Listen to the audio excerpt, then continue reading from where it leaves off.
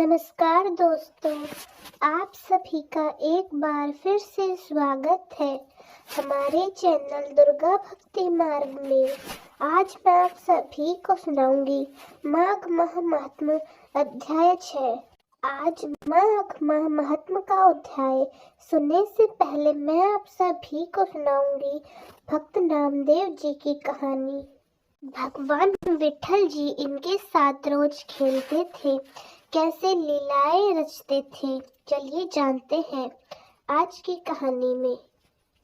नामदेव जी एक छोटे ही बालक थे जब उनके नाना जी को उन्होंने ठाकुर जी की सेवा करते हुए देखा। जब भी नामदेव जी के नाना अपने ठाकुर जी की सेवा करते तो नामदेव जी उन्हें बड़े ध्यान से देखा करते थे। वे बाहर आकर फिर किसी पत्थर की ठीक वैसे ही सेवा करते और इससे उन्हें बड़ी खुशी मिलती थी। नामदेव जी अक्सर अपने नाना जी से जिद करते थे कि अपने ठाकुर जी की सेवा मुझे दे दीजिए, मैं बिल्कुल वैसी सेवा सीख गया हूँ जैसी आप करते हैं। मगर उनके नाना जी कहते, जब आप बड़े हो जाएंगे तो मैं आपको सेवा दे दूंगा।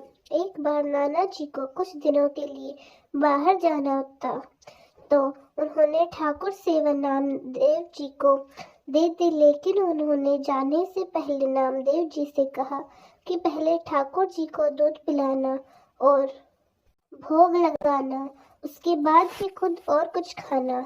नामदेव जी की तो प्रसन्नता का कोई ठिकाना ही नहीं रहा।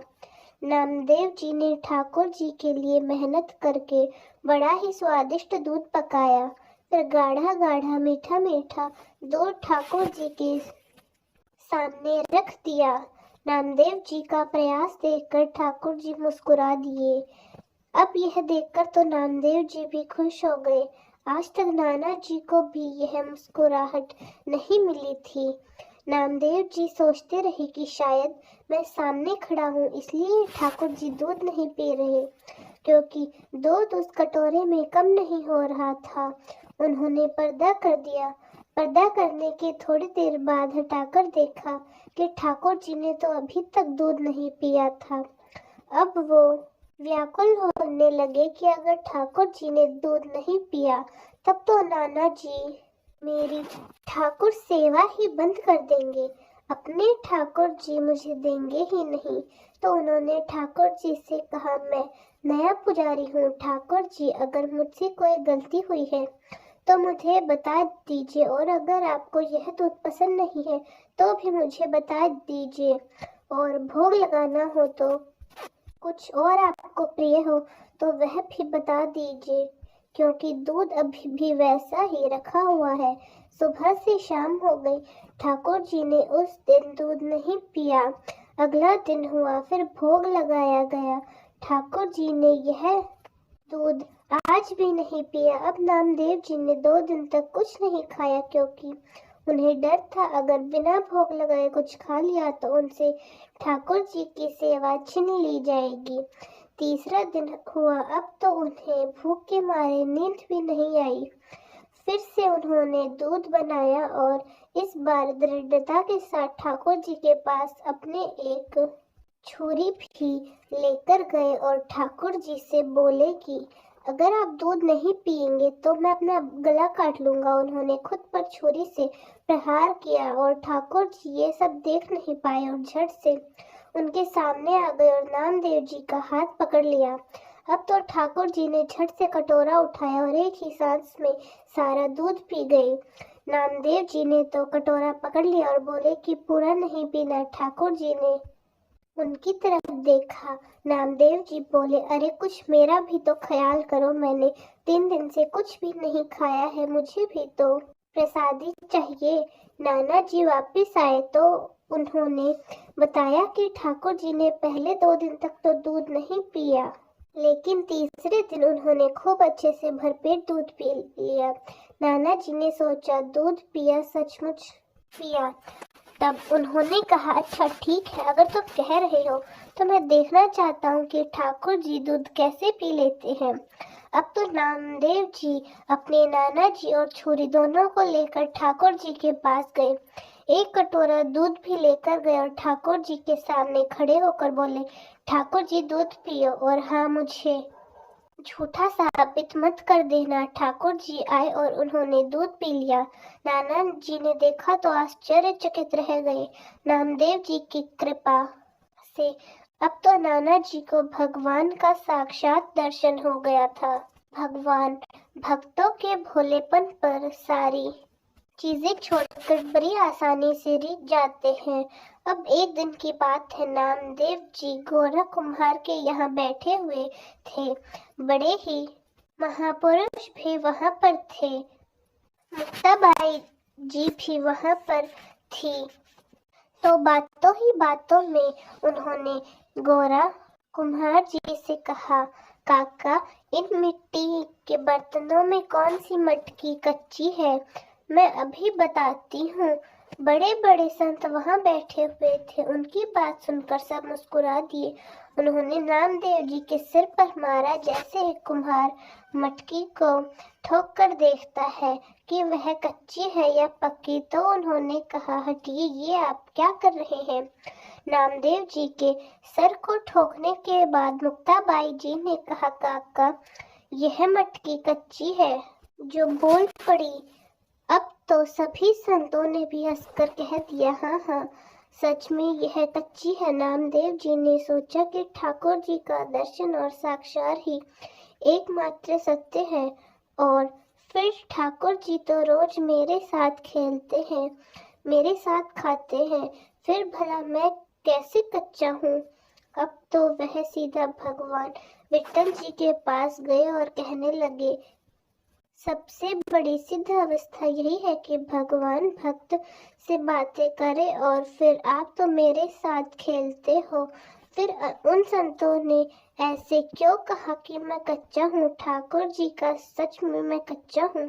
तो ठाकुर जी ने बोल दिया, हाँ, अब ही आप कच्चे हैं। नामदेव जी ने पूछा, फिर पक्का होना क्या होता है? तो विट्ठल जी कहने लगे, जंगल में एक शंकर जी का मंदिर है। वहाँ एक विशोबा खेचर नाम के संत है। आप उनके चरणों में बैठे और वो जो उपदेश दे उनका पालन कीजिए, फिर आप पक्के हो जाएंगे। अब तो नामदेव जी भगवान विट्ठल जी से कहने लगे, मैं अवश्य विशोबा जी के पास जाऊंगा। भगवान के कहने पर नामदेव जी विशोबा खेचर जी के पास गए। विशोबा जी शंकर जी के शिवलिंग के पास बैठकर आराम से सोए हुए थे। अब नामदेव जी ने देखा तो सोचने लगे कि कोई साधारण आस्तिक इंसान भी ऐसा नहीं कर सकता कि कोई शिवलिंग पर पैर रखकर आराम से सोए हुए। लेकिन अब भगवान ने मुझे इनको ही गुरु बनाने के लिए कहा है, यह तो मेरी समझ में नहीं आई। नामदेव जी ने विशोबा जी से कहा, पैर हटाइए महाराज, आप शंकर जी के ऊपर पैर रखकर क्यों सो रहे हैं? तो विशोबा जी ने कहा कि बेटा, जहाँ शंकर जी ना हो वहाँ पर मेरे पैर रख दीजिए। अब नामदेव जी ने उनके दोनों पैर पकड़े और जहाँ जहाँ रखे वही शिवलिंग प्रकट हो गए। अब तो नामदेव जी भी समझ गए, यह कोई साधारण पुरुष नहीं बल्कि कोई सिद्ध पुरुष है। नामदेव जी ने विशोबा जी से कहा, प्रभु, मैं आपकी महिमा को नहीं जान पाया, मुझे क्षमा कर दीजिए, कृपा आप उपदेश दीजिए। तब विशोबा जी ने कहा, बेटा, बस इतनी सी बात समझनी है कि कोई ऐसा कर्म नहीं जहाँ विट्ठल जी ना हो।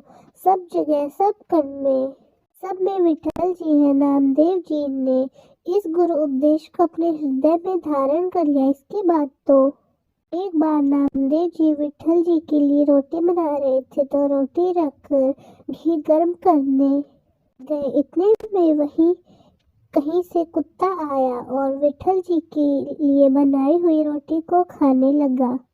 नामदेव जी ने कुत्ते से कहा, प्रभु, ऐसी रूखी सूखी रोटी मत खाओ, जरा मुझे इस पर घी लगा लेने दो, क्योंकि गुरु ने कहा था कि कण कण में भगवान है, सब जगह भगवान है। तो नामदेव जी को उस कुत्ते में भगवान नजर आ रहे थे। नामदेव जी ने उस कुत्ते से कहा कि पहले आप इस रोटी पर मुझे घी लगाने दो। भला कुत्ता कहाँ उनकी बात समझता। वो तो सूखी रोटी मुंह में पकड़कर झटपट वहां से लेकर भागा। विठल जी उनके पीछे पीछे गए और कहने लगे, ऐसी सूखी रोटी मत खाओ, पहले मुझे इस पर घी लगाने दो।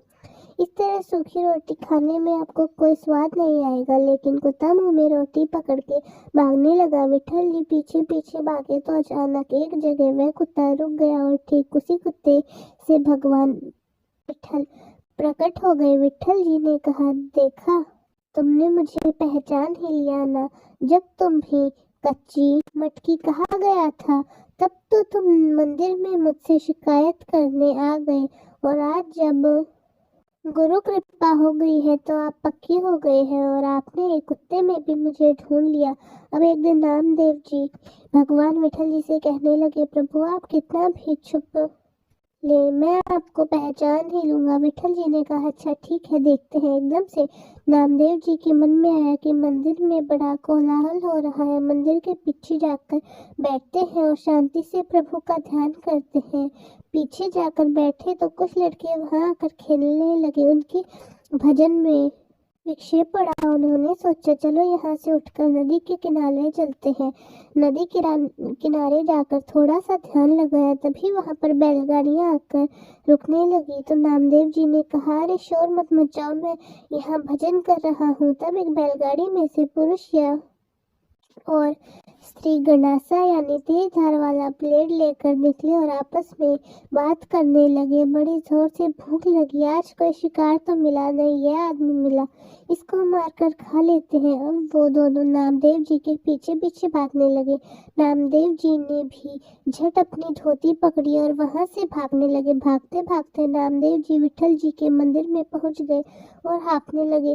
तो विठल जी ने पूछा, कहाँ से भागते हुए आ रहे हो नामदेव? तो नामदेव जी ने कहा, बच गया प्रभु, एक स्त्री और एक पुरुष आज तो मुझे काट कर खाने की कोशिश कर रहे थे। विठल जी ने कहा, देखा, पहचान नहीं पाए? अरे वह मैं ही तो था। विठल जी ऐसी ऐसी लीलाएं करते अपने भक्तों के साथ। अब एक दिन नामदेव जी अपनी कीर्तन मंडली के साथ महाराष्ट्र से बज होते हुए दिल्ली पहुंचे।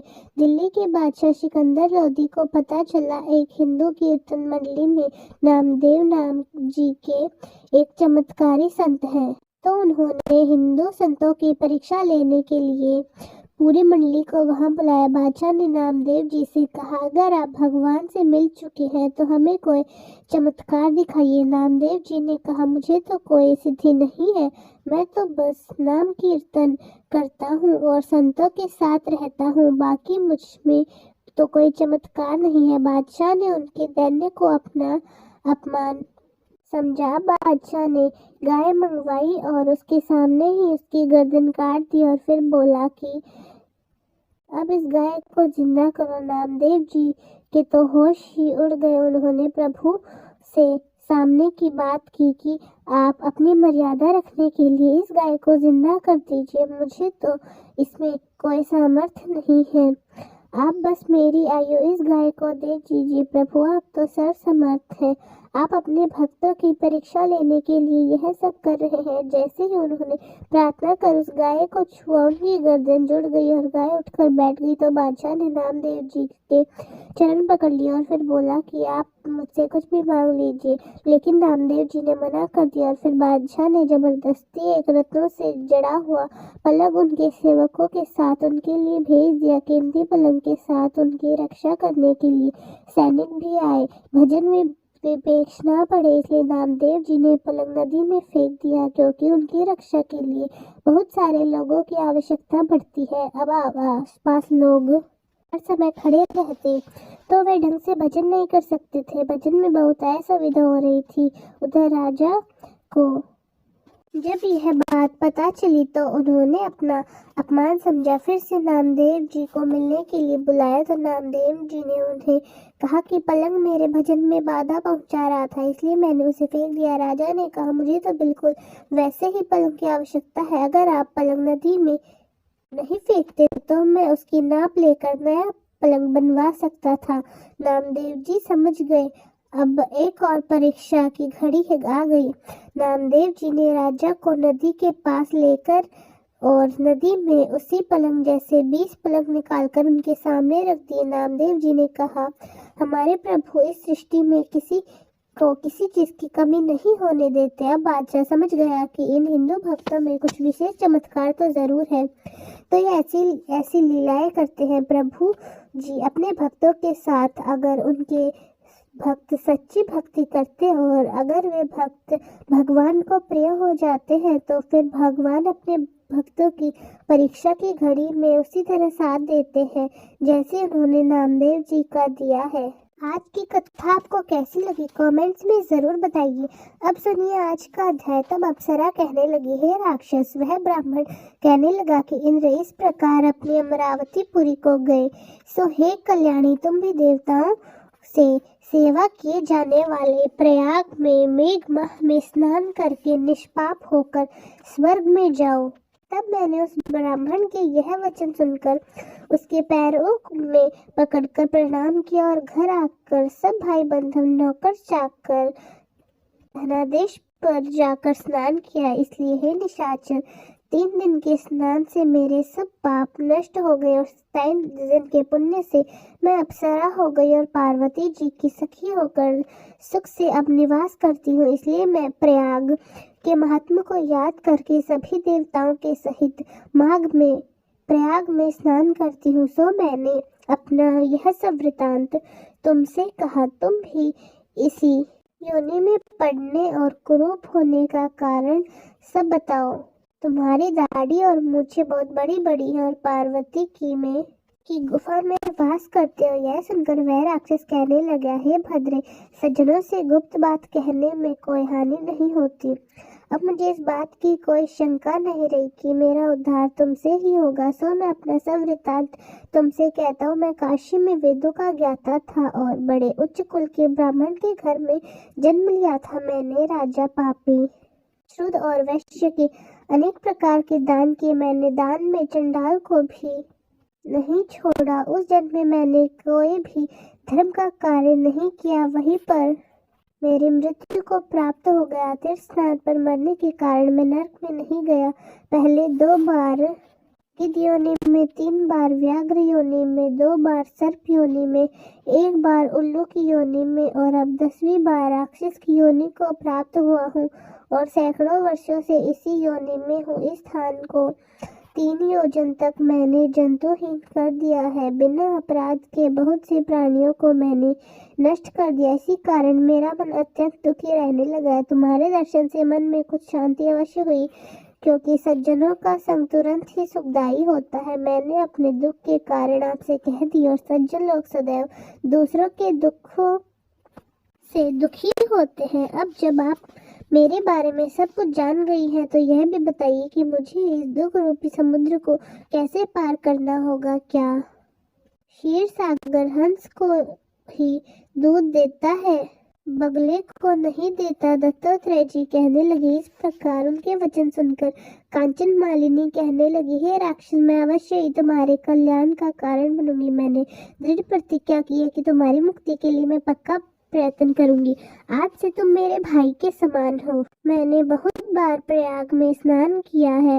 वे जाने वाले ऋषियों ने दुखी को दान देने की प्रशंसा की है। समुद्र में भला जल बरसने से क्या लाभ? प्रयाग में स्नान करने का एक बार फल मैं तुझे देती हूँ, उसी से तुम्हें स्वर्ग की प्राप्ति हो जाएगी। उसके फल का अनुभव मैं स्वयं भी कर चुकी हूँ। तब उस अप्सरा ने ऐसा कहकर अपने गीले वस्त्र का जल निचोड़ कर जल को हाथ में लेकर माघ स्नान के फल को उस राक्षस को अर्पित कर दिया। उसी समय पुण्य प्राप्त कर वह राक्षस शरीर छोड़कर तेजब सूर्य के समान देवता रूप हो गया। आकाश में विमान पर चढ़कर अपनी क्रांति से चारों दिशाओं को प्रकाशित करता हुआ शुभायमान हो गया और कहने लगा, ईश्वर ही जानता है कि हे देवी, तुमने मुझ पर इतना बड़ा उपकार किया। इतना सब कुछ तो आपने मेरे लिए ही कर दिया। अब कृपा कर मुझे कोई ऐसी शिक्षा दो ताकि मैं कभी भी पाप ना कर सकूं। अब मैं तुम्हारी आज्ञा पाकर स्वर्ग में जाऊंगा। राक्षस की ऐसे बातें सुनकर कंचन मालिनी ने कहा कि सदैव धर्म की सेवा करो काम रूपी शत्रु को जीतो, दूसरों के गुण और दोषों का वर्णन मत करो, शिव और वासुदेव का पूजन करो, इस शरीर का मोह मत करो, पत्नी पुत्र धन आदि की ममता त्याग दो, सत्य बोलो, वैराग्य भाव धारण करो, योगी बनो। मैंने तुमसे यह धर्म के लक्षण कहे हैं, अब तुम देवता रूप होकर शीघ्र ही स्वर्ग को जाओ। दत्तात्रेय जी कहने लगे। इस प्रकार गंधर्व से सुशोभित वह राक्षस कंचन मालिनी को नमस्कार करके स्वर्ग को चला गया। तब देव कन्याओं ने कहा, कंचन मालिनी, तुमने बहुत अच्छा काम किया। और उन्होंने कंचन मालिनी पर पुष्पों की वर्षा की और प्रेम पूर्वक कहा कि हे बद्री, तुमने इस राक्षस का उद्धार कर दिया। पहले इस दुष्ट के डर से कोई भी इस वन में प्रवेश नहीं करता था, किंतु अब हम निडर होकर यहाँ विचरण करेंगी। इस प्रकार कंचन मालिनी उस राक्षस को उद्धार करके प्रेम पूर्वक देव कन्याओं से क्रीड़ा करते हुए शिवलोक को चली गई। श्री वशिष्ठ जी कहने लगे, हे राजन, मैंने दत्तात्रेय जी द्वारा कहा माघ महात्मा आपको बताया है, अब माघ माह के स्नान का फल भी सुनो। हे परम, तब माघ स्नान सब यज्ञों, व्रतों और तपों का फल देने वाला है। माघ में स्नान करने वाले स्वयं स्वर्ग ही जाते हैं, उनकी माता और पिता दोनों कुल भी स्वर्ग चले जाते हैं। जो माघ में सूर्य उदय के समय नदी आदि में स्नान करता है, उसके माता पिता के 7 कुलों की पीढ़ियां स्वर्ग को प्राप्त हो जाती है। माघ में स्नान करने वाले दुराचारी और कर्मी मनुष्य भी अपने अपने पाप से मुक्त हो जाते हैं। और इस माघ में हरि पूजन करने वाले पाप समुदाय से छूटकर भगवान के सदृश शरीर वाले हो जाते हैं। यदि कोई आलस्य में भी माघ माह स्नान करता है, तब भी उसके सारे पाप नष्ट हो जाते हैं। जैसे गंधर्व कन्याएं राजा के श्राप से भयंकर कल को भोगती हुई लोमश ऋषि के वचन से माघ स्नान करने अपने पापों से मुक्त हो चुकी थी। यह वार्ता सुनकर राजा दिलीप विनय से पूछने लगे, हे गुरुदेव, वे कन्याएं किसकी थी?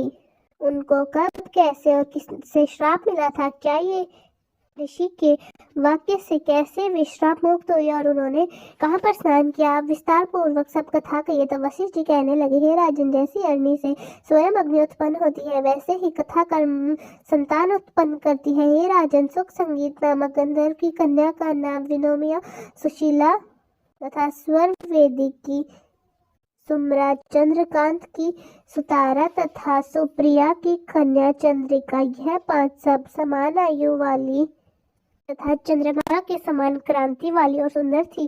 जैसे रात्रि को चंद्रमा शोभायमान होता है, वैसे ही पुष्पी कलियों में सब के समान खिली हुई यह अप्सराएं उच्च प्रयोधर वाले पद्मिनी, विशाख माह की मालिनी, यत्न दिखाती हुई नवीन पत्तों वाली लता के समान गोरे रंग, सोने के सदृश चमकती हुई और सोने के अलंकारों से सुशोभित सुंदर वस्त्र धारण किए हुए, अनेक प्रकार के गाने और वीणा तथा बांसुरी आदि दूसरी बजाने में प्रवीण और ताल स्वर तथा नृत्य कला में निपुण थे। इस प्रकार वे कन्याएं क्रीड़ा करती हुई कुबेर के स्थान में विचरण करती थी। एक समय कौतूहल वश माघ माह में एक वन से दूसरे वन विचरण करती हुई मंदिर में खिले हुए पुष्प तोड़कर सरोवर के किनारे गौरी पूजन के लिए गई तथा स्वच्छ जल के सरोवर में स्नान करके वस्त्र धारण कर मौन होकर बालों मिट्टी की गौरी माता चंदन, कपूर, कुमकुम और सुंदर कमलों से उपचार सहित पूजन करके इन 5 कन्याएं ताल नृत्य करने लगी। फिर ऊंचे गांधार स्वर में सुंदर गीत भी गाने लगी। जब यह 5 कन्याएं नाचने और गाने में लीन थी, तब उसी समय नामक उत्तम देश में वेद निधि नामक के मुनि के पुत्र अग्नि ऋषि स्नान को गए। वह युवा ऋषि सुंदर मुख, कमल सदृश नयन, विशाल छाती, सुंदर भुजाओं वाली, दूसरे कामदेव के समान था। शिखा सहित दंड लिए, मृग चर्म उड़े, यज्ञों पवित्र धारण किए हुए उसको देखकर वह 5 कन्याएं मंत्रमुग्ध हो गई। उनका रूप और यौवन देखकर कामदेव से पीड़ित होकर देखो देखो ऐसी कहते उस ब्राह्मण के मन में कामदेव का डर उत्पन्न करने लगे। फिर आपस में विचार करने लगी, यह कौन हो सकता है?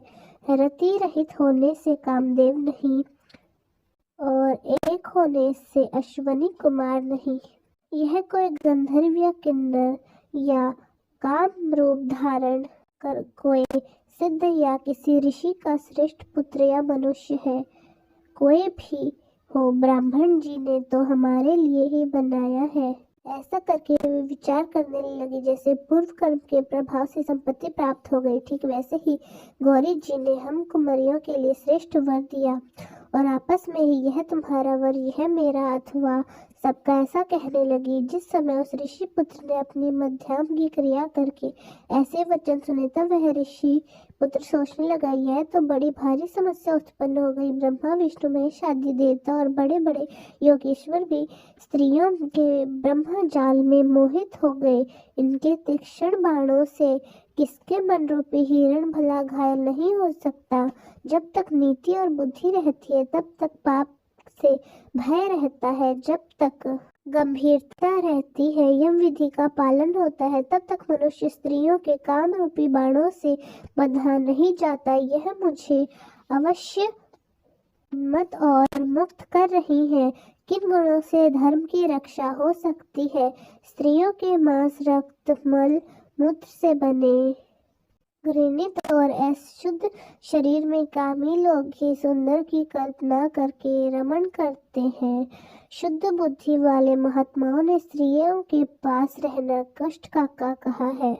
जो जब तक यह पास आए तब तक यहाँ से अपने घर चले जाना चाहिए। अतः जब तक वे कन्याओं उस ऋषि के पुत्र के पास आई तब तक वह योग बल के द्वारा वहां से अंतर ध्यान हो गया। ऋषि पुत्र के ऐसे अद्भुत कर्म देखकर वे कन्याएं चकित होकर डर कर चारों ओर देखने लगी और आपस में ही कहने लगी, यह क्या इंद्रजाल था जो देखते ही देखते अदृश्य हो गया।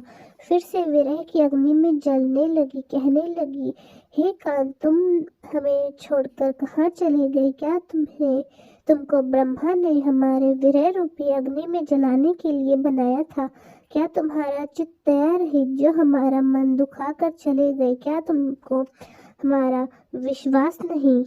क्या तुम कोई माया किसी अपराध से हम लोगों पर क्रोध करते हो? तुम्हारे बिना हम नहीं जी पाएंगे। यहाँ पर आप गए हो, हमें भी शीघ्र से शीघ्र वहाँ ले चलो और हमारा दुख हर लो। कांत, हमें दर्शन दो। सज्जन लोग किसी का नाश नहीं देखते। इस प्रकार वे पांचों की पांचों कन्याएं विलाप करने लगी। तो दोस्तों, कैसी लगी आपको हमारी आज की कहानी? कमेंट्स में जरूर बताएं। धन्यवाद।